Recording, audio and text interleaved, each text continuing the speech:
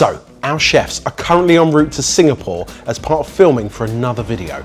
Yes, so we thought, wouldn't it be fun to organise them a surprise itinerary where they eat nothing but Michelin star and award-winning food for a full 48 hours. We've also thrown a few little surprises for the chefs. Yes!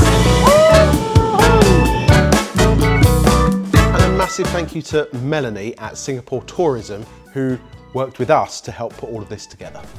Enjoy. Barely touched down and the first message has landed. Please be kind. Hello chefs, I hope you had a lovely flight. We have a very, very exciting 48 hours planned for you both. However, we can't send you on a trip like this without getting something in return. We would like you to select just one of the mind-blowing dishes that you're about to experience and recreate it here in London. We're looking for such accuracy and authenticity that it will make us feel like we were actually there with you. Now we've sent you your first address and you'll receive further instructions from there. We've got an address. Cryptic step by step. Let's go pick up some baggage and do it.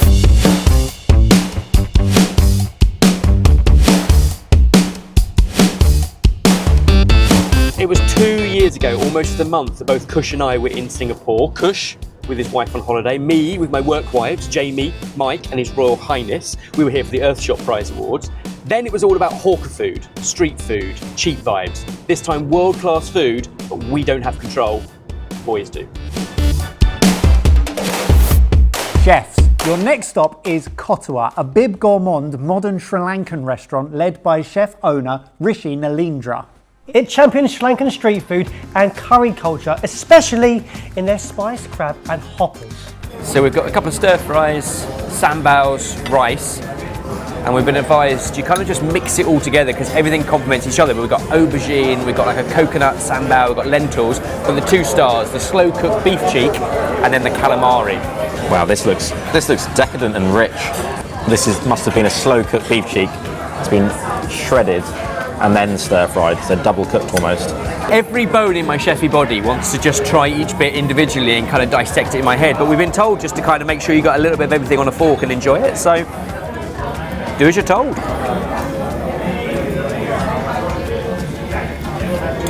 Wow. It's time for my now famous fried calamari happy dance. You can actually still taste the squid. Yeah, and you've got that wonderful crispy outside without any kind of over chew on the middle. Sometimes when you get fried calamari, in order to get a really good crispy outside, you end up overcooking the squid. The beef is almost candied. Has that chili and sweet and sour tamarind. Tamarind is that beautiful fruit that does a bit of everything when it's used correctly. I know this is more of a me problem, but when I think of global cuisines that are sharing plates and everyone dives in and dips in, I don't always think of that as the high-end world class. I think of that as family sharing. This is doing both. This is what it's all about. Once you've been into the kitchen and seen them make it, it's all about the hoppers. So you eat both hoppers yourself and I'll have both curries myself then, shall I?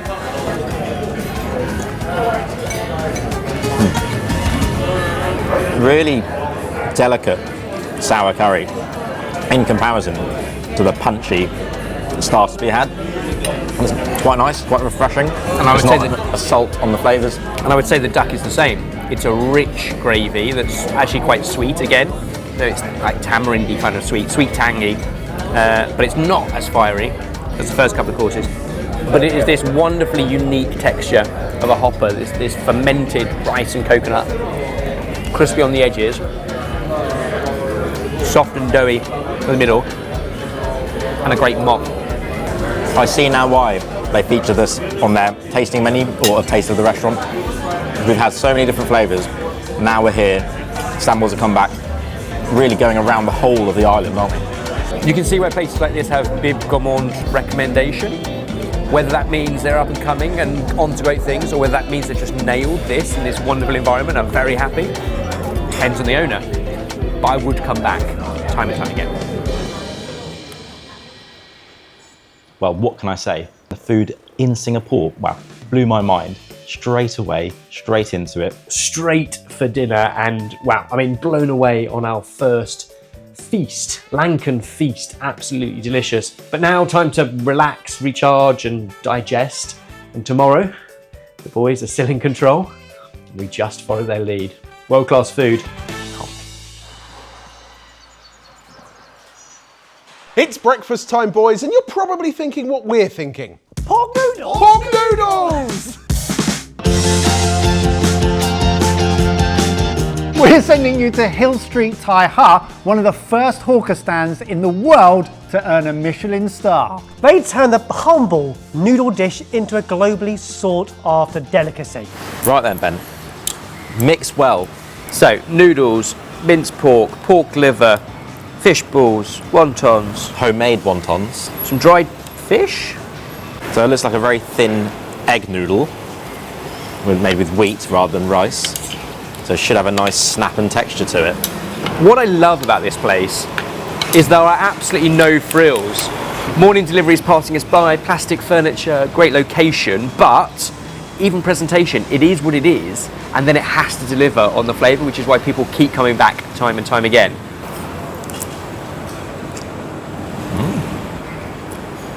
Nice texture to them. A bounce and a bite at the same time. It's got a vinegar note to it, and then finished with chili afterwards. Almost like a scorched chili, bit of bitterness, some sweetness. So they taste a lot lighter, not as fatty and rich as I would have assumed from the oil. Every mouthful is slightly different depending on whether you get a bit of the pork, a bit of the pork liver, some of the scallions, a little bit of fish. And that's before we get to the soup. I'm also intrigued by the crispy bits of fish. Wow. The broth is the star so far. All that lovely pork flavour from cooking the meats earlier. A real depth, but also clarity. And a lovely way to wash the flavour off your palate before going back in for another mouthful. Yeah. Michelin have been keen to, I guess, almost rebrand and reclassify what it means to have a Michelin star. I think this is the very sort of nth degree of that. It relies purely on experience and food. This is just what they do, and they're one of the best in the city that do it. Ben, fancy a coffee? We've been told butter coffee is the way forward Butter coffee it is. at one of the oldest cafes in Singapore.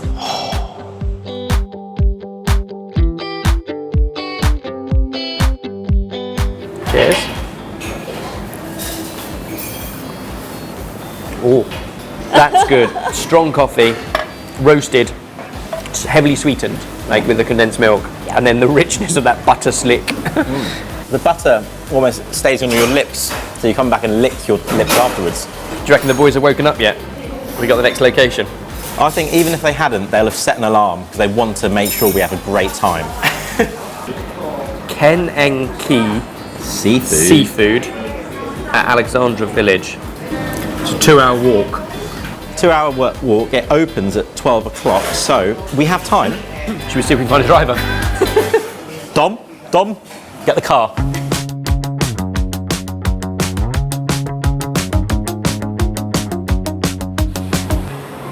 We've already been sent to the next location. I've also just got a voice note. It literally says, "Don't let Kush hear." Hey mate, quick thought, seeing as you're the king of research and undoubtedly reading up on this next place already, We have been. I was wondering whether at this next restaurant you can make up a series of elaborate backstories to the dishes. I'd be interested in seeing how long it takes Kush to clock it. Oh dear. Feel free to ramp them up as you go, I'll leave it with you. Okay, cheers mate, hope you're having a good time. They love to cause chaos. It's a real skill, wok cookery, and to get that wok hay. I can see why chefs from all over the city come here. I'd say, due to crispiness, let's go with some cereal prawns. So this is brand new to me, cereal prawns. So cereal prawns is coated in a cereal and wheat mix. Huge, great big prawns. Cheers. Cheers. Meaty, succulent prawns, and then this golden, crispy, quite sweet because of the cereal that's been toasted. And zero shame about the mess I'm about to make in front of me. So these are the ones that were banned in 2011 because because they literally cause traffic jams outside the restaurant because taxi drivers would come in, just leave their cars on the road, hazards going, just to get this dish. And as a result, traffic jams, it got banned. Straight away from the smell, you smell that sear, that intense heat, the smoke in the oil coating every noodle. No need for superfluous thick sauces. I don't think this is going to be sweet and sticky. No Doesn't gravy need here. condiments. Doesn't need anything. A little bit of dip in the chili maybe, but can't wait for this. Silky and almost creamy. The way that raw egg yolk, which is why it's called moonlight, because it looks like a moon in the centre of the bowl, gets stirred through. It's like Chinese carbonara-ish, is how it's described to us. But that's a texture that I've never had before.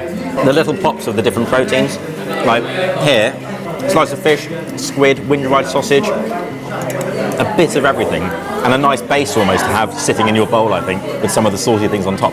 That's unreal. I'm going to spin this way because I'm going to leave the crab till the end for mess reasons. I'll serve you some liver. Please. So we saw this being made start to finish in the kitchen, and it did not take long because the clay pot was literally smoking. It was like the fires of Mount Doom and hobbits going in for the ring, but we went in with pork liver instead. A lot fresher and lighter in flavour than you might imagine from the dark, rich colours coming through. Loads of spring onion. It really lifts it off your palate at the end.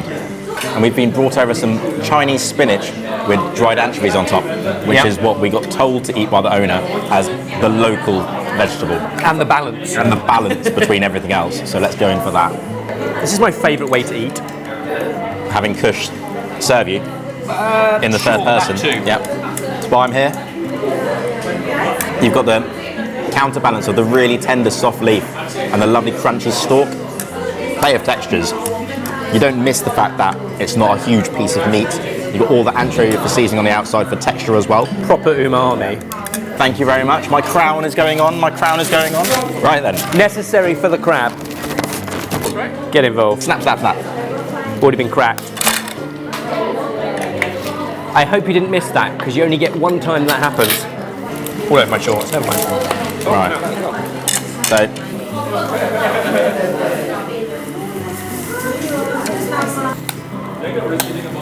That's it. Wiggle, wiggle, wiggle, wiggle.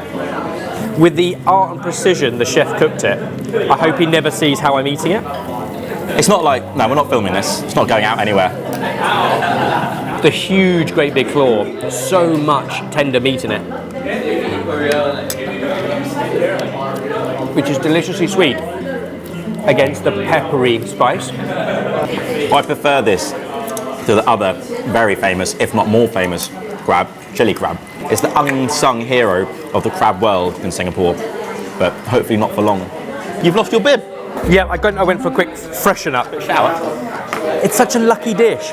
Lucky? Yeah. So years ago, there was one of the crabs that was about to be cooked, and it managed to escape into one of the drains in the kitchen. And basically, as a sign, you know, they love lucky stories in Chinese sort of culture. They decided that was the lucky crab, so they just kept feeding it and let it live in the drain for years. It's got bigger and bigger. But that's how lucky the crabs are here and how delicious. I think I've got a new name for you. Ben Ebrel. Who needs ChatGPT? I mean, I think we could finish our food journey here because this has been epic. But we have another message. Hi chefs! Firstly, you're welcome. Can't wait to see what you're going to make us when you get back. And secondly, would you like to go to a bar? A bar? Yes, I think we've earned it. Yeah. Onwards and upwards. Quick rundown of lunch. I sacrificed a pair of shorts. The crab won. The crab less the won. crock shot, but look at the state of that. Worth it. I think Mike teased this different sort of bar, a dessert bar, and one that's open to the early hours of the morning. Contemporary desserts and awesome drinks merged together. Famous chef. Got places here and in Australia, I hear. So, looking at that amazing top shelf liquor paired with a nice dessert. That'll do. Afternoon. Afternoon. Hi. How are you? Very nice to meet you, Kush. Nice to meet you. Ben. Thank you so much for opening up early and letting us come and try your place. No worries at all.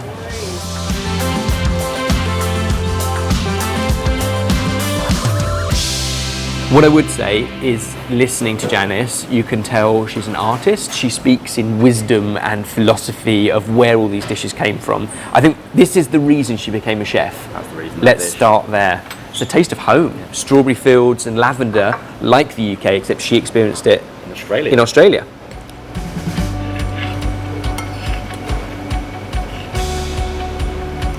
Cheers. Cheers. Wow. This is said in the best way possible. That is the most delicious petit filou I've ever had. That's nostalgia, that is. But then with a little bounce of lavender meringue. She said chartreuse jelly on top? Yeah. The most meadow-like strawberry ever. Because it's more than just strawberry flavour. Should we do the other cold one? Let's do the other cold one. Chocolate soil Chocolate soil. and 2 rocks. Yeah, one of them being a water aerated chocolate. So rather than using a dairy or egg white, water at the right temperature whipped up with chocolate, so you hopefully get a really pure flavour. And then you use sorbet to cleanse your palate, we got told. Because if you don't have a drink, you still need to cleanse your palate while eating, which is fantastic. They thought of everything.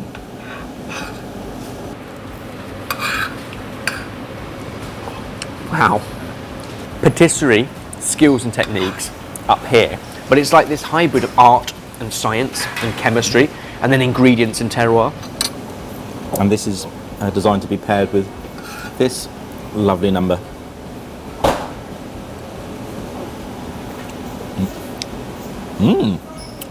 This reminds me of a holiday. I don't know which one, but it takes me back to trying fruit in Europe for some reason. And after eating that, there's no sweetness in it. It's a lovely contrast. No, you always think about fruity cocktails as being sweet. That's unreal. On the topic of chocolate, we also have this, which is Singaporean chocolate. So they have basically a project where there's 600 or so cocoa trees dotted around Singapore in somebody's back garden or in a park or wherever. On a hotel ground. Or a hotel grounds, because they look beautiful and ornamental. And when the pods fall, they just call them up and they basically go around the city and pick up all of these pods, and then they use it to make a dessert like this. It's lovely. It's lovely that milk chocolate's celebrated. It doesn't always have to be dark. Milk chocolate in tiny amounts like that, it's so beautiful. It allows the freshness of the little pod jelly on the side to come out. And it's not a superfluous garnish. That's micro lemon balm on top, Yeah. which really plays well with the little white soil that was poured on, that lovely citrusy note. All the plates playing with texture. It's not just flavours, it's textures. They all look beautiful. And they look beautiful because Janice designs the dish and then goes out and designs a plate to match it. It's literally designed with that dessert in mind. I think you might have done it. You might have ended sorted food, because I don't think Ben's going to be leaving. I'm not coming back. No, this is it. Another voice note. Another one? Oh, sorry, you thought I meant drinks bar. My bad. We're happy. But again, don't worry, you're welcome. So now we have an actual drinks bar lined up for you. Be sure to order the chicken and rice. Okay, love you, bye. En route to the cocktail bar via a sunset light show.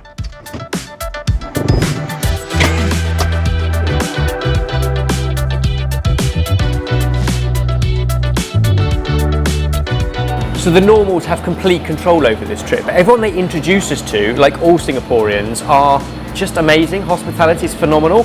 And Janice insisted that we left her dessert bar, that we come here for the light show. And now we have more sweet treats and wine. And Dom, you're involved. There's 3. Yeah. Cheers, chef. Cheers, chef. Cheers, Dom.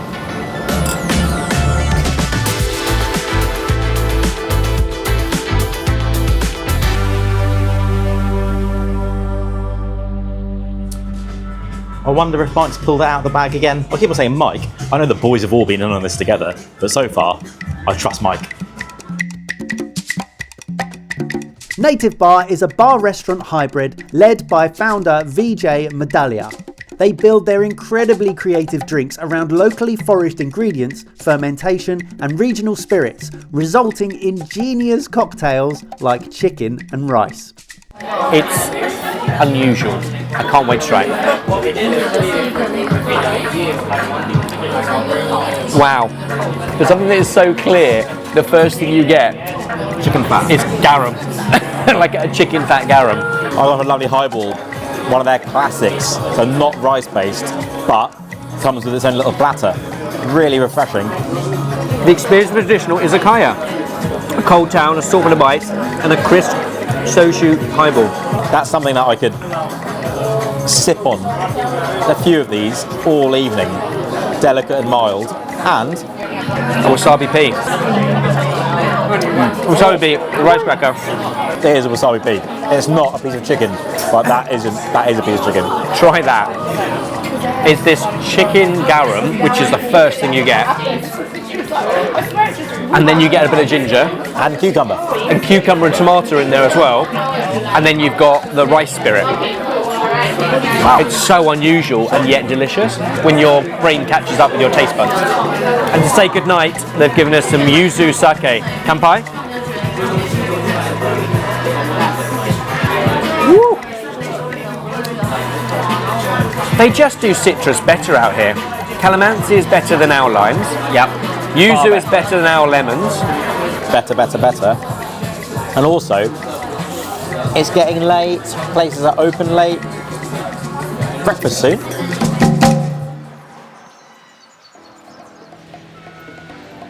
All right, then. Another one. Another day at the office? Morning, lads. Morning. Hope you're having a lovely time moving into your final few hours. Quick question. What does the director of the Avengers, 2 Harry Potter actors and a Formula 1 champion all have in common? I don't know, Michael. What does the director of the Avengers, 2 Harry Potter actors and the 1 World Formula 1 champion have in common? They all loved this next activity. We literally said the F1. Yeah. Harry Potter didn't film in Singapore. It's unlike the normals to go cryptic. Really? Rich Spa?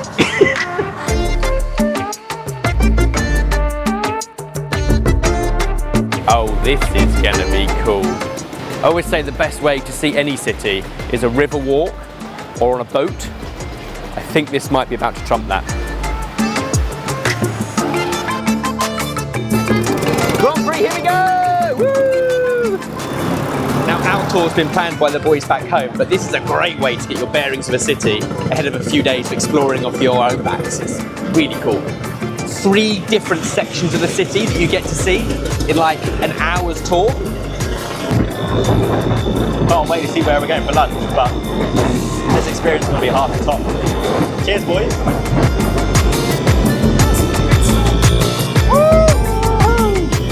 I can certainly say I've had worse commutes to work. What a beautiful way to end a tour. Cheers, Ben. Prego. More chat from the boys. The videos keep coming. We are sending you to Willow, a 1-star Pan-Asian spectacular in Chinatown. And if you haven't made a decision on the dish that you're going to be recreating back here, now's the time to make a decision and get a wiggle on. We've got ideas, but there could still be more at play. Yeah, we may as well just eat more food and see if there's anything new. I changed my shirt in the back of the car, fresh for the Michelin Starred lunch.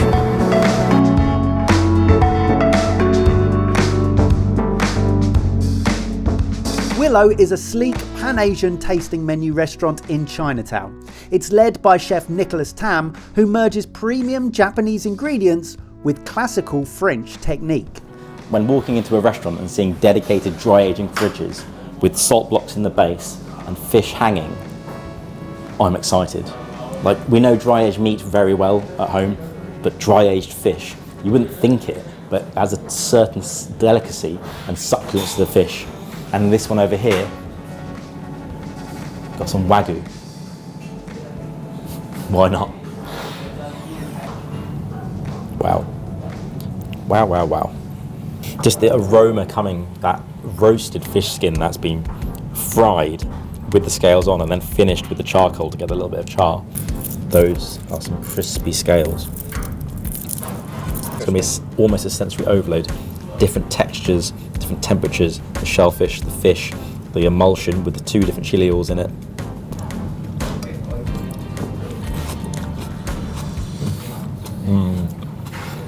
See, this is what I find fascinating.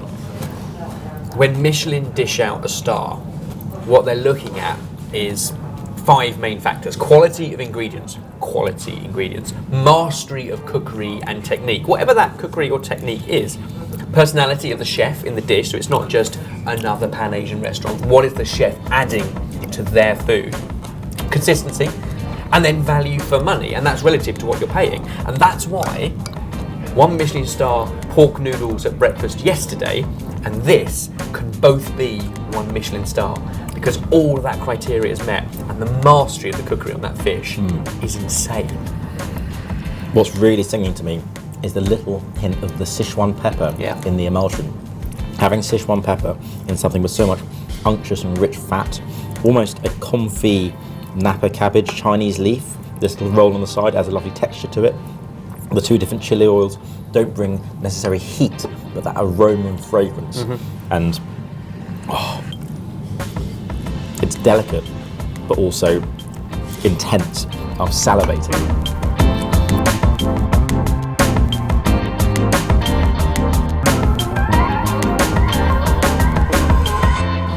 Another dish I almost don't want to break into. I'll do it. Cheers. We mentioned the mastery of flavour and cooking technique before. That quail is sensational. I'm going to go straight in for the Wagyu while it's at the right temperature. Miyazaki, the prefecture, famed for its pure blood Wagyu beef. It's A5, highest grade. Just have it on its own with a bit of the sauce first, because show reverence to the meat. Finished over the red hot coals, have that lovely smokiness on the outside and texture. Buttery, yes, but not overly fatty and rich. It's served as it should be, a beautiful thin slice. It's not a big chunky steak. You don't need that with Wagyu. Also, look at the bouquet of bitter leaves and Bitter flowers. leaves, chicory, flowers, all Is that a tied. shiso leaf as well? Shiso leaf and tied together with a lovely chive. What I would say is I've got one of those fermented century eggs, which, I'll be honest, is never normally my personal first choice. But done as a quail's egg, and with all of these other flavours, and the sort of almost numbing spice on the chicken, the subtle richness of the wilted leaves, and then the depth of the sauce, together, and all together, which is nothing but umami deliciousness. And as we know, when you run out of words, just say umami. I feel at the moment it's almost too perfect, and yet there is one more message. En route to the airport, a final stop. There's a car outside. That's literally all it says. That's all it says. Do you need to go to the laundrette to pick your shorts up? Is that the stop?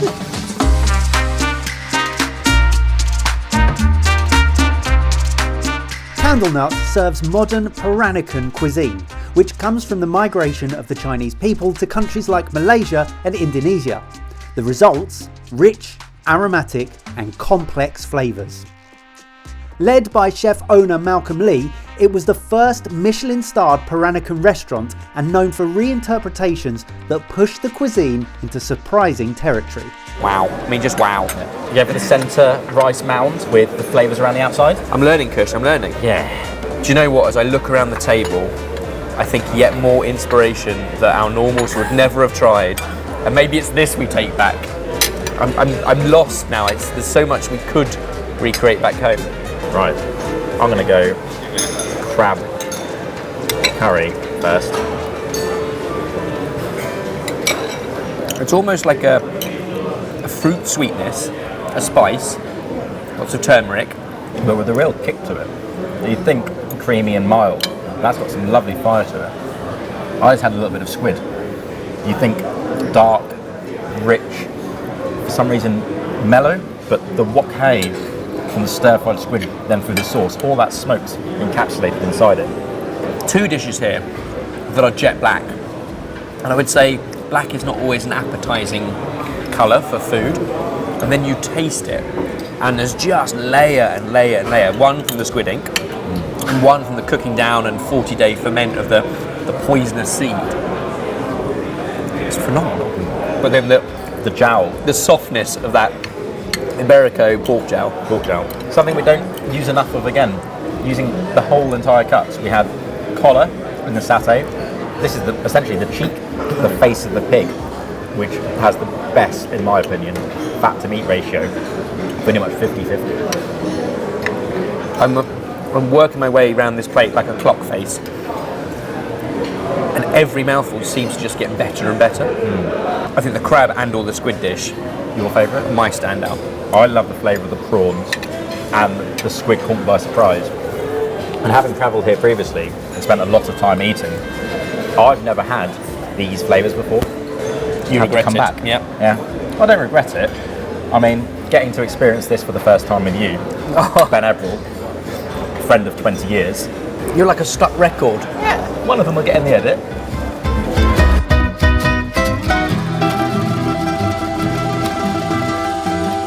I'm so thankful we had all the cameras rolling because it flew past. Just wow, wow, wow, wow, wow. I feel like there's moments that I slightly regret.